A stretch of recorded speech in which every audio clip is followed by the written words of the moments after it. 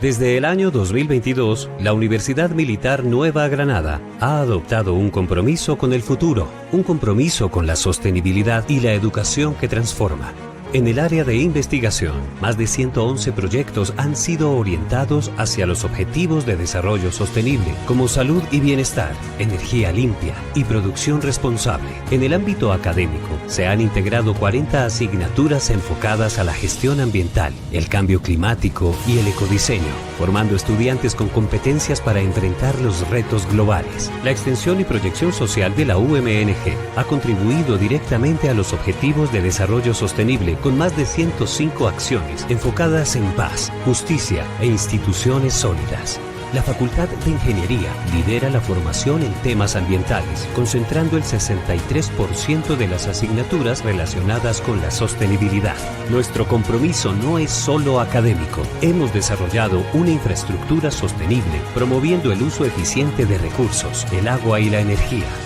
En la UMNG creemos en la igualdad de oportunidades, brindando acceso a recursos educativos a toda la comunidad universitaria. Desde la gestión de residuos hasta el transporte sostenible, cada acción es una apuesta hacia un futuro más verde y justo.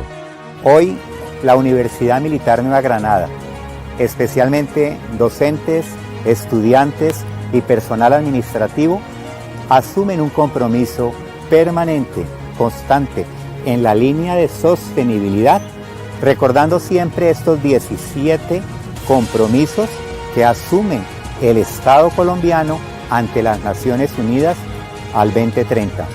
Un camino de sostenibilidad y de compromiso con los derechos humanos, especialmente aquellos de solidaridad. Con liderazgo estratégico y visión neogranadina, nos unimos en estos compromisos. Juntos, construimos un mañana donde el conocimiento, la solidaridad y la sostenibilidad guían nuestro camino. Universidad Militar Nueva Granada. Educación neogranadina para la vida, el liderazgo y la paz. Desde la Universidad Militar Nueva Granada, en Bogotá, Colombia, transmite UMNG Radio. Radio, una emisora alternativa, cultural e independiente. Desde la Universidad Militar Nueva Granada. Esta es UMNG Radio.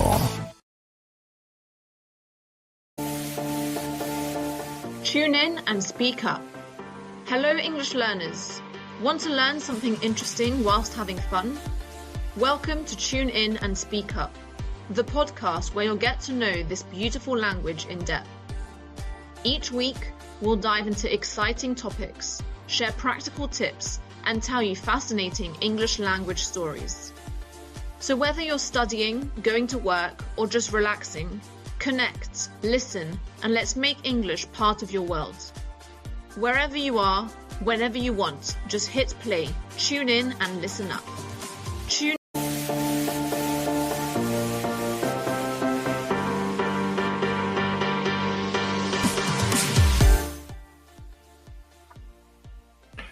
Okay, good morning. Welcome to Tune In and Speak Up, the podcast from Universidad Militar Nueva Granada, where we explore the fascinating history and evolution of the English language. I'm Jorge Bermúdez, professor of English at the Department of Multicultural Studies at UMNG, part of the School of Education and Humanities. I'll be your guide through the stories, words, and cultures that shaped the English we speak today. Whether you're a second language learner or just curious about how English became a global language, you are in the right place.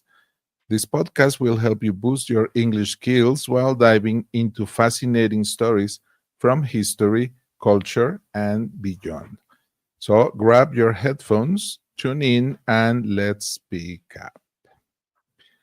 Today, in our 12th episode, we're diving into a fascinating and essential topic, business English, how global trade shaped the language we speak today.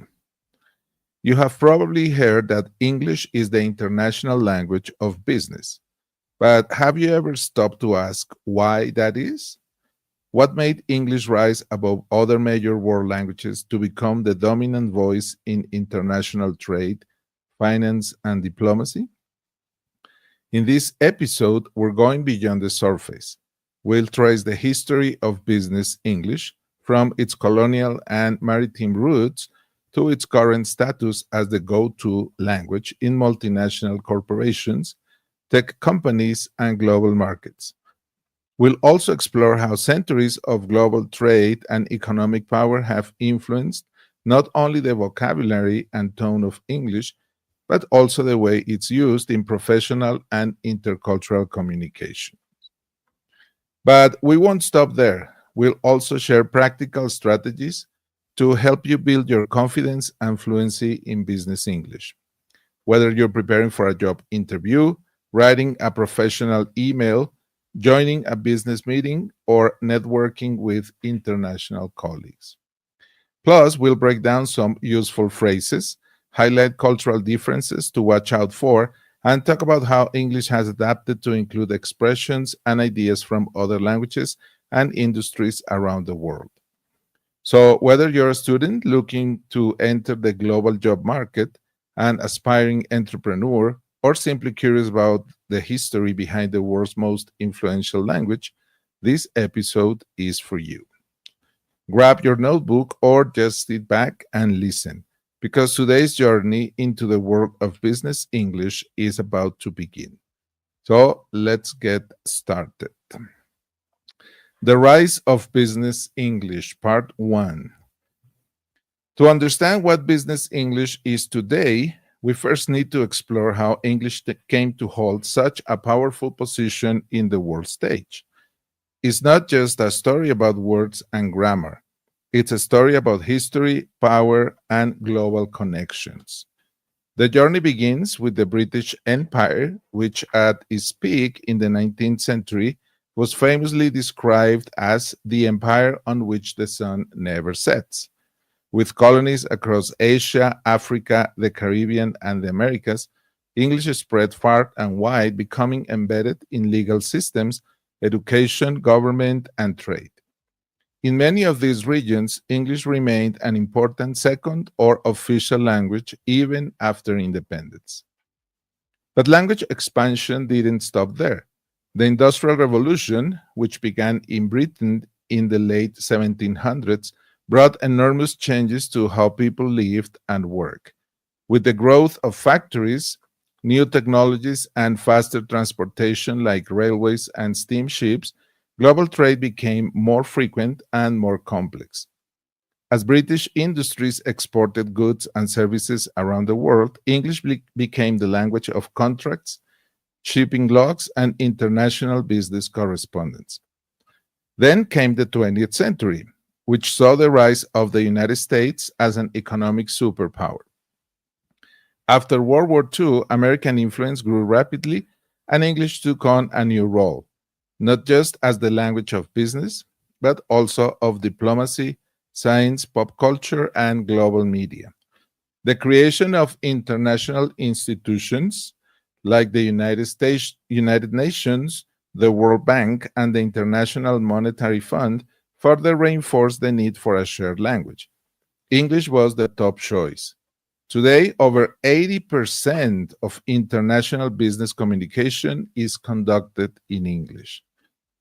In our digital age, this dominance has only increased. English is the main language of the internet, software development, and global finance.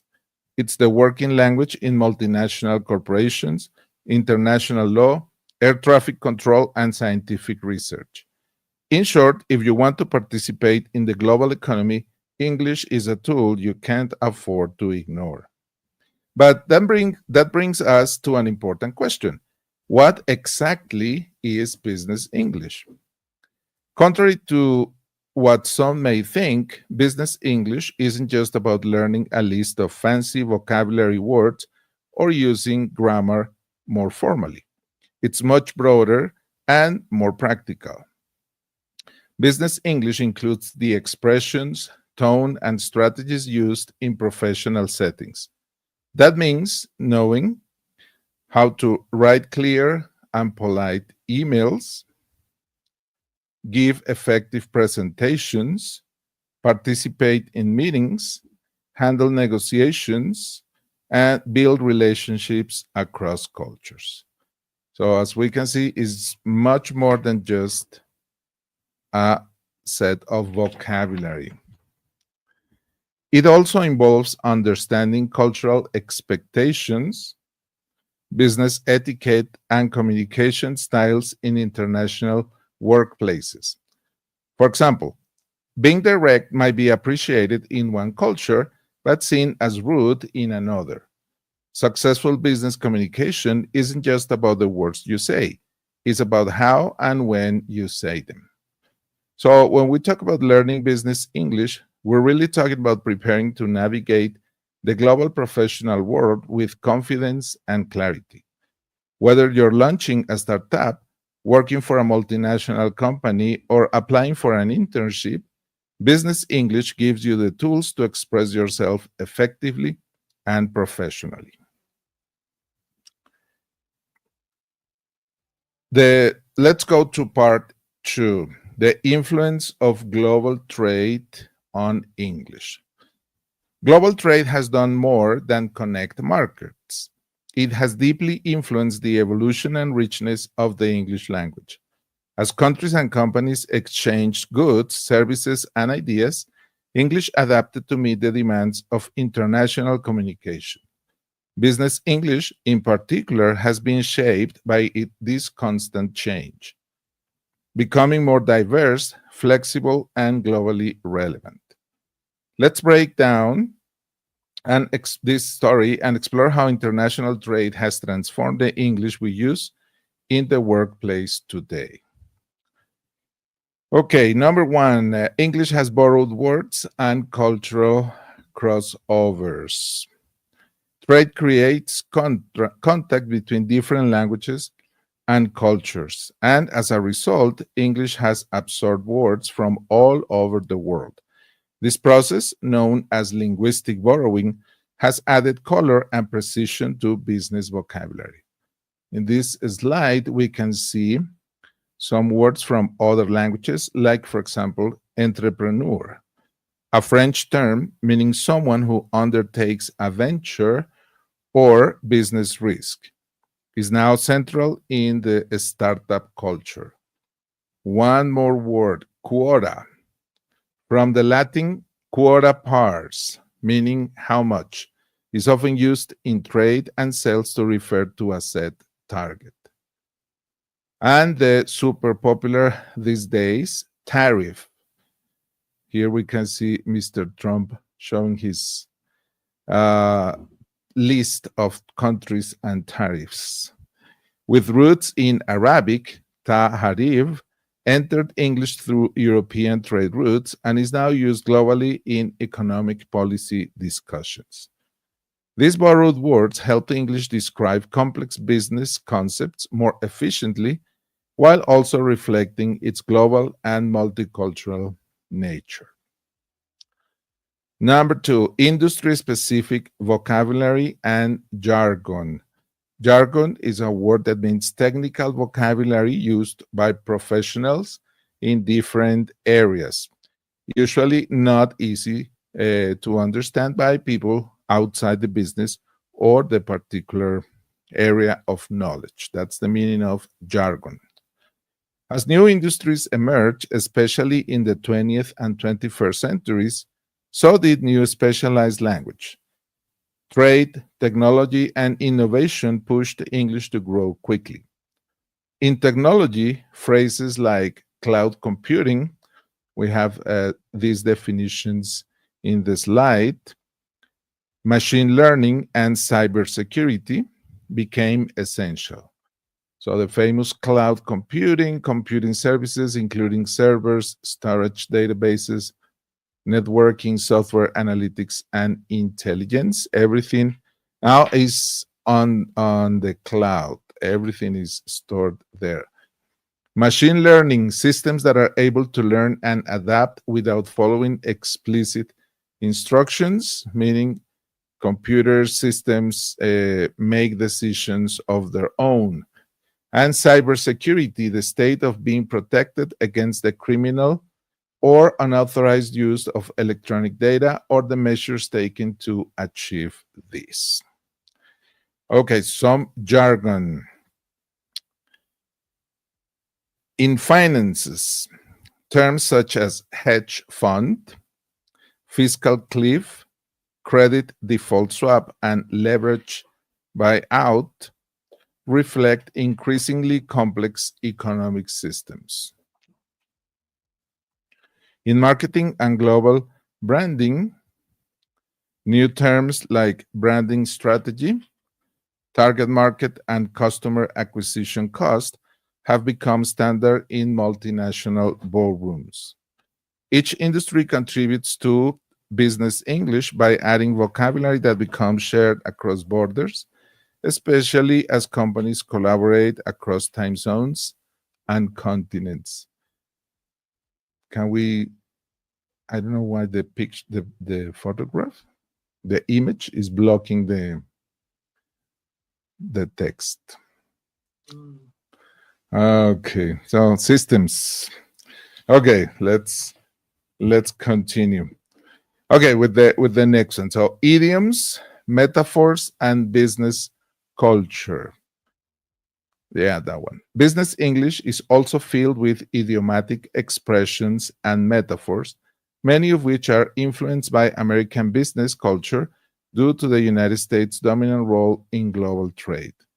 Expressions such as think outside the box to encourage innovation, move the needle, referring to progress or measurable impact, touch base, meaning to check in or follow up, and level the playing field. As we can see in the picture, we can see a soccer field in a situation that is not fair. We can only hope that today, Colombia, Argentina, the football field is not going to be like that. We need to play in a level field so the situation is fair for all the parts. These phrases are often informal but widely used in meetings, emails, presentations, and even marketing. For non-native speakers, mastering these idioms is key to sounding natural and understanding the hidden meaning behind everyday business conversation.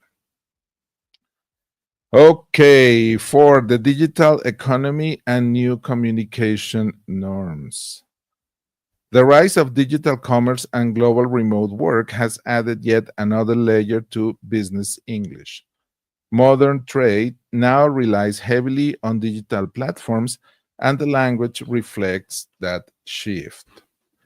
Terms like SEO, meaning search engine optimization, KPI, key performance indicator, click-through rate, remote collaboration, and virtual team are part of daily conversations in digital industries. We can see the definition of click-through rate, a radio showing how often people who see your ad or free product listing end up clicking in it. And remote collaboration, well, we can understand the meaning, right? The process of working together with a team from different locations.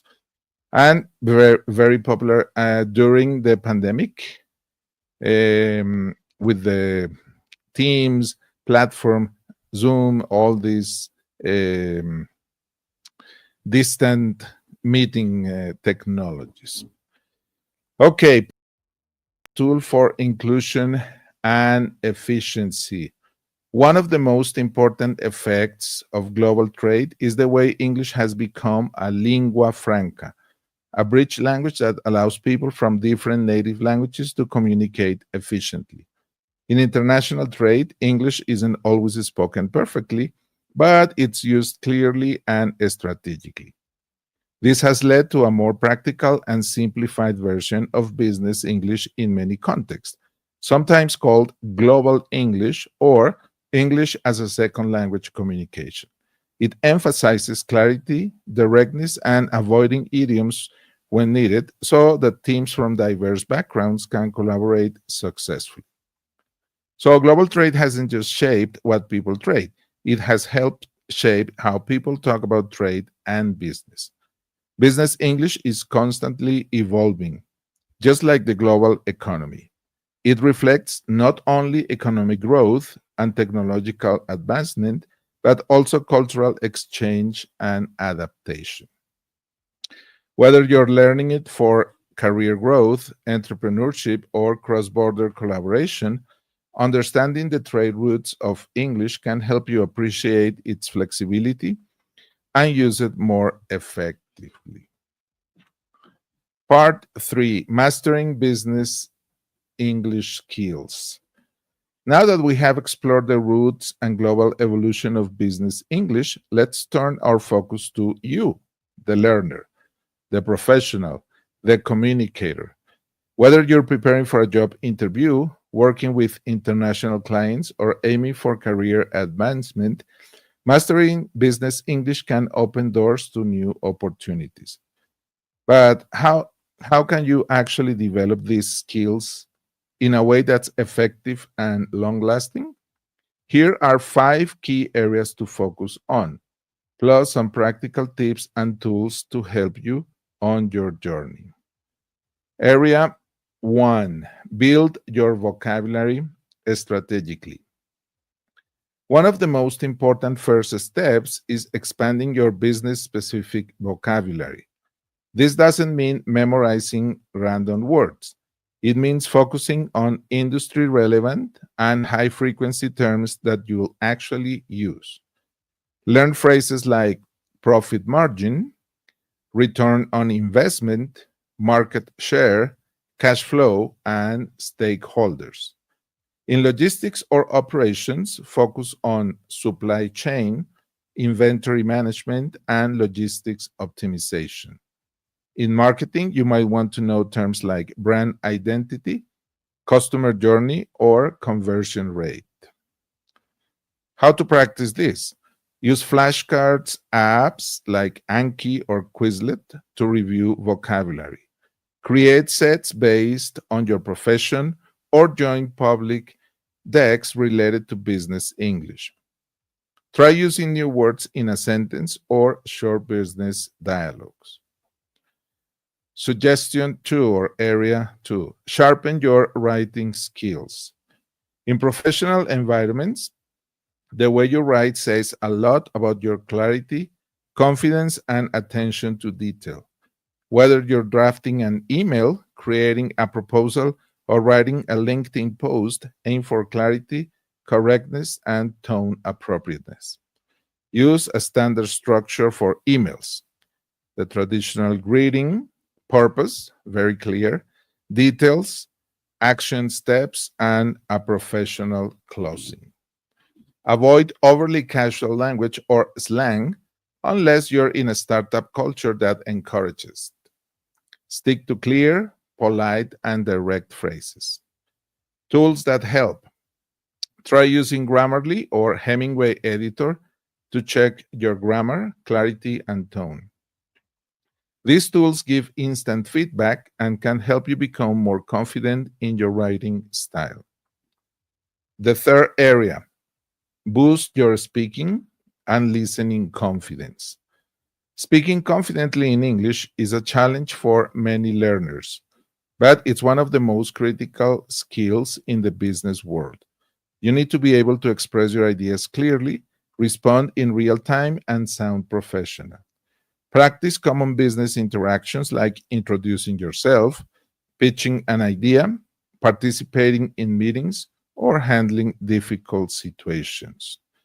How to practice this? Join an English conversation club, do role plays with classmates or coworkers, or record yourself and listen back to improve pronunciation and tone. Watch videos on TED Talks or LinkedIn Learning to hear natural business English in action. So now you just learned one thing. On LinkedIn, they have a section dedicated to learning about business. Area 4, master business idioms and expressions. Business communication is full of idiomatic language, especially in English-speaking cultures. These expressions can be tricky for non-native speakers, but they help you sound fluent and understand what others are really saying. Some popular business idioms include, as we can see in the slide, get the ball rolling, meaning to start something. Cut corners, meaning when you do something quickly and poorly, means you're cutting corners. Think on your feet, to react quickly under pressure. Back to the drawing board, meaning to start over a failed plan. Make a list of common idioms and match them with business situations. Try using them in conversations or writing. Idioms also often appear in business podcasts, blogs, and videos, so stay alert and note them down. Area 5. Understand cultural and interpersonal dynamics. Business English isn't just about words, it's about how people communicate across cultures. Understanding cultural expectations and body language is essential in international settings.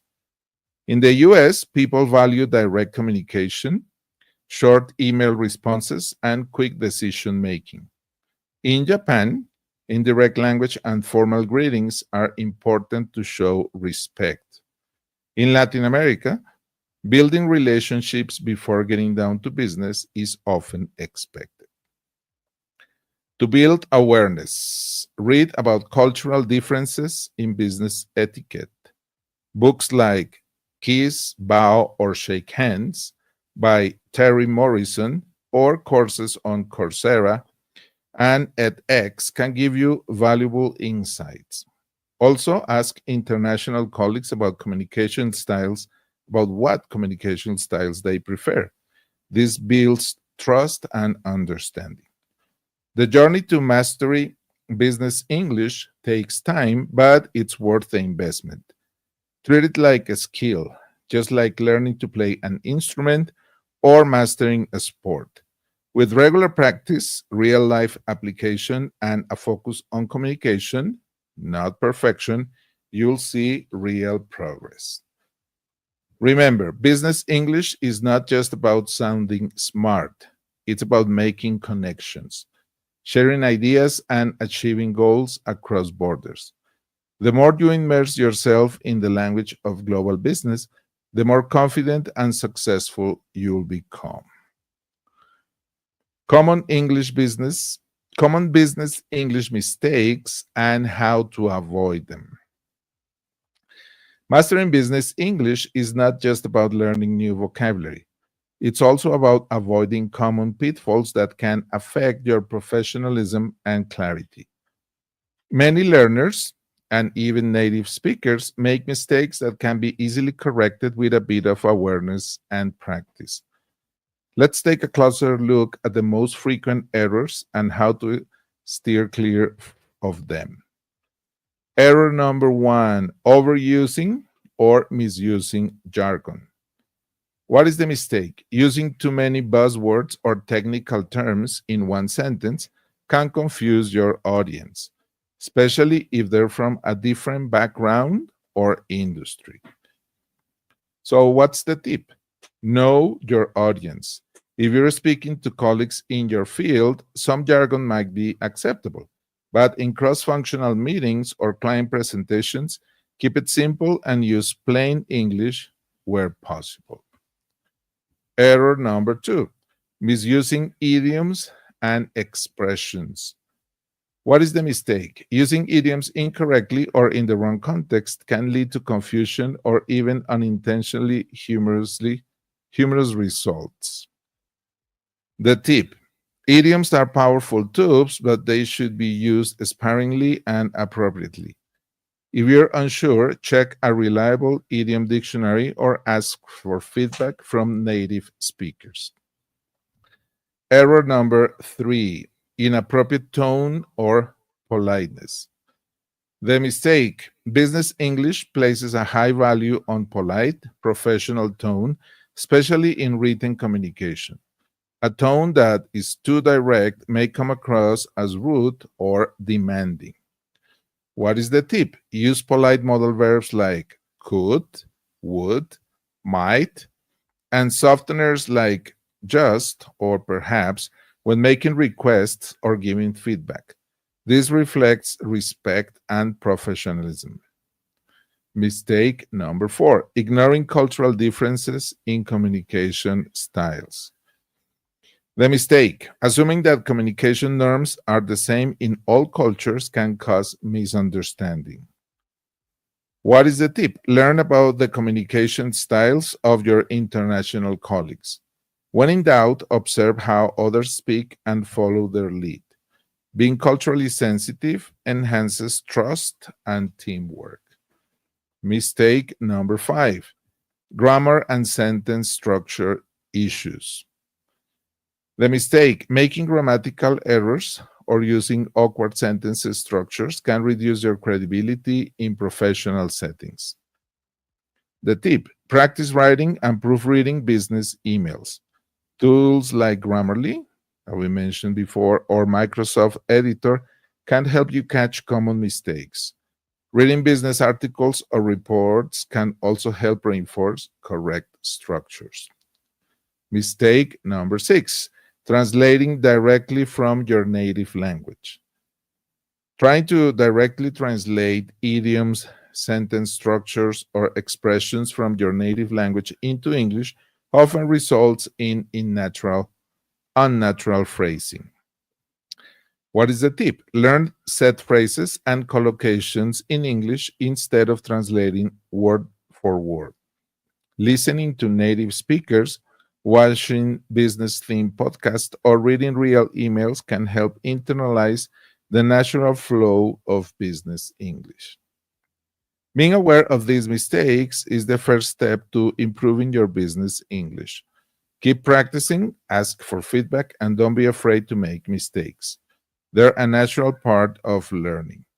Over time, you'll become more confident, more professional, and more effective in your communication. Let business English be your tool, not your obstacle on your path to professional success. Okay, part 5, business English in action. Now that you have learned about business English vocabulary, idioms, and common pitfalls, it's time to explore how these elements come together in everyday professional communication. Understanding how business English is used in action will help you sound more natural, confident, and professional in real-world situations. Business English isn't limited to meetings and presentations. It's used in emails, reports, phone calls, interviews, and even informal conversations with colleagues. Let's break down how it appears across several common business contexts. Number 1, structuring your communication clearly. Business English favors a clear and direct structure. Whether you're speaking or writing, organizing your message helps ensure it's understood. These phrases, the phrases that you can use, for example, let me begin by, or to summarize, or moving on to the next point, etc., guide your listener or reader through your message, helping maintaining focus and flow. Suggestion 2, making suggestions and offering ideas politely. In professional settings, tone matters. Suggestions are often softened with modal verbs and polite structures. Polite verbs that we just mentioned. Number 3, expressing agreement or disagreement professionally. Agreeing or disagreeing tactfully is a key part of effective business communication. Expressions like, I'm aligned with that strategy, or that's a valid point and I completely agree, or disagreeing, saying, for example, I see your point, but I'd like to offer a different perspective. These expressions help you maintain professionalism and avoid conflict while sharing your views. 4, managing tasks and deadlines. Business English is often used to coordinate work and set expectations clearly. Some phrases like, can you provide an update on this by Friday? Or let's prioritize this task moving forward. These phrases help set goals, assign responsibilities, and monitor progress in a respectful and efficient manner. Number 5, communicating in emails and messages. Written business English values clarity, tone, and appropriate formality. Here's how a message might typically be structured. Greeting, dear Mr. Opening line, I opened this message. I hope this message finds you well. Purpose, it needs to be very clear. I'm writing to follow up on our last discussion, for example. Request of action. Could you please send the update report by Thursday? And then a closing. Best regards or sincerely. Avoid overly casual phrases in formal emails. Instead of hey or thanks a bunch, use other things that are not as formal but still elegant. Hello or the famous thank you. 6, using business idioms naturally. Many common idioms are used in professional English to communicate ideas more vividly or efficiently. For example, expressions that we have discussed here before, like let's touch base next week, meaning reconnect or follow up. We're on the same page, to express agreement. Let's get the ball rolling, meaning that we just discussed, start a project or task. These idioms make communication more engaging, but should be used appropriately and sparingly, especially with non-native speakers. Putting business English into action means more than just memorizing words. It's about using the right expressions in the right context.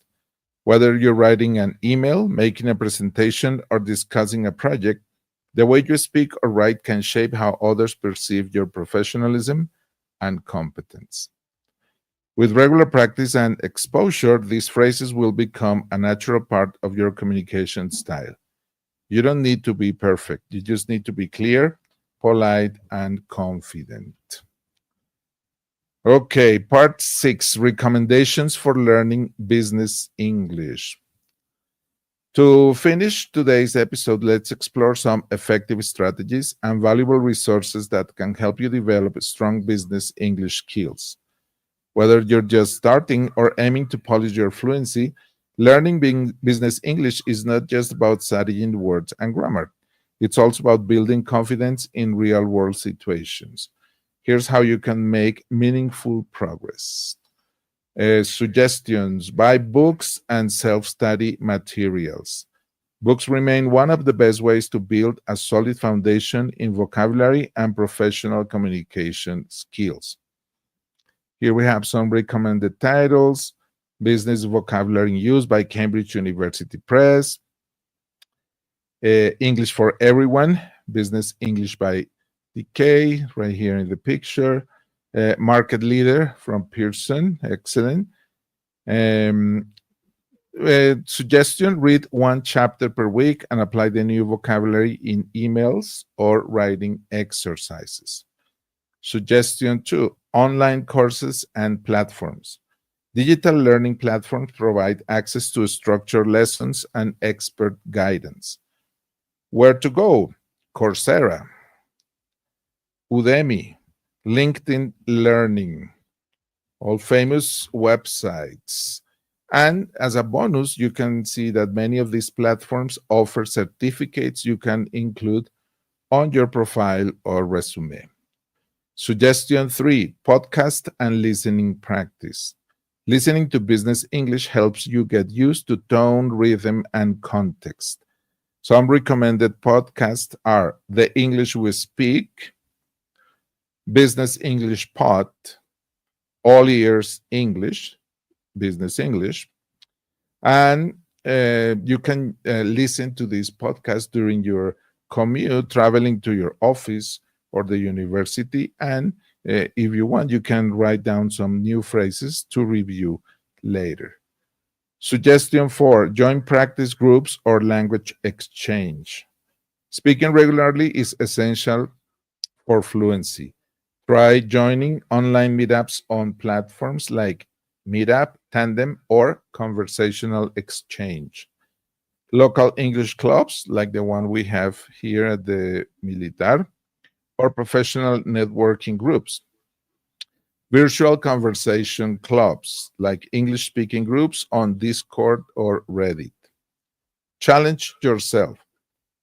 Commit to participating at least once a week and use business-related topics like leadership, teamwork, or innovation. Suggestion 5, real-life practice opportunities. Nothing beats real interaction. Use English in as many real contexts as possible. For example, attend international conferences, workshops, or webinars. Volunteer for projects at work that involve English communication. Network on platforms like LinkedIn by writing comments or posts in English. Offer to write English language reports or presentations for your team. Don't wait until you're fluent to use English. Practice is what leads to fluency. Additional learning strategies. Set goals. Define what success looks like for you. For example, giving a 5-minute presentation in English, passing a test, or sending professional emails confidently. Track your progress. Use a learning journal or app to record new words and note your speaking, writing milestones. Immerse yourself. Watch business-themed shows like Shark Tank, The Apprentice, or Dragon's Den with subtitles. Read business blogs and articles in English from sites like Harvard Business Review or Forbes. Okay, and some final thoughts because we have reached the end of our podcast today. So that's it for today's episode of Tune In and Speak Up. We hope you now have a better understanding of how global trade helped shape business, English, and more importantly, strengthen your own skills.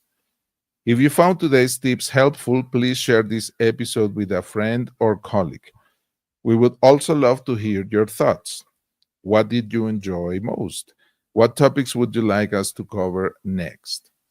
Send us your feedback and suggestions, and don't forget to subscribe so you don't miss next week's episode.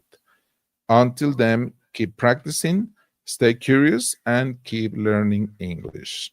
Thank you very much, Christian. Thank you. And see you next week.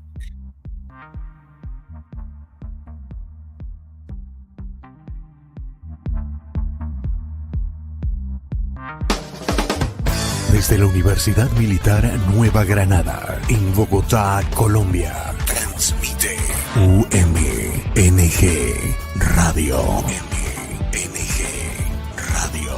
Una emisora alternativa, cultural e independiente. Desde la Universidad Militar Nueva Granada. Esta es UMNG Radio.